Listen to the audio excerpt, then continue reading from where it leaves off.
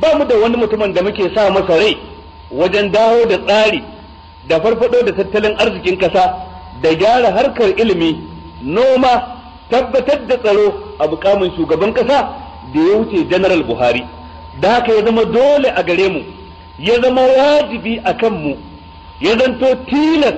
a kowane ɗaya daga cikin mu, mace ko namiji,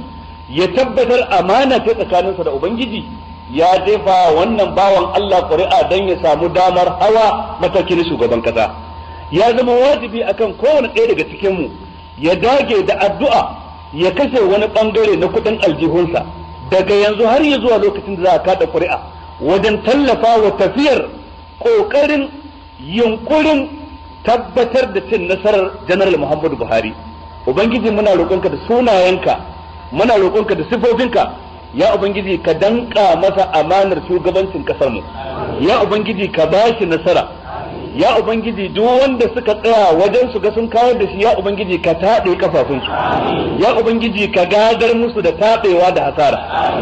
Wannan shine abin da ke wajibi a kanmu. Mu sani cewa kasar mu tana fama da matsaloli ta fuskar tsaro, matsaloli ta fuskar ciwon bayan ilimi, matsaloli ta fuskar tattalin arziki, matsaloli ta fuskar wargajewar al'amura, rashin zaman lafiya, kashe-kashen da aka yi su cikin shekaru 3 ko 4 kadai na wannan gwamnati, irin waɗanda ba a yi taɓa yin su bane ba tun daga lokacin da aka yi yakin basasa a Najeriya.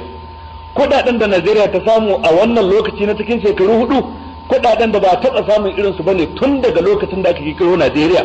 Amma kuma shine lokacin da mutane suka fi zama cikin halin kunci da shiga halin kakanikayi. Da haka ya zama wajibi a gare mu mu yi kokarin kawo canji. Ubangiji ta'ala ya jarrabe mu da shugabannin da ba sa jin tausayin mu, ya jarrabe mu da shugabanni masu fasadi waɗanda ba sa tunani cikin duk abin da yake gyara ne, waɗanda zuciyarsu babu wani gurbi na tunanin talaka mai karamin karfi a cikin zukatansu, in ba kaɗan ba can da can. Da haka sai zama dole akan dukkan wani mai hankali, masanin ya kamata, mai tunani na gari, ya ga yaya zai yi ya ga yayi yunkuri da an kawo canji a cikin wannan lokaci.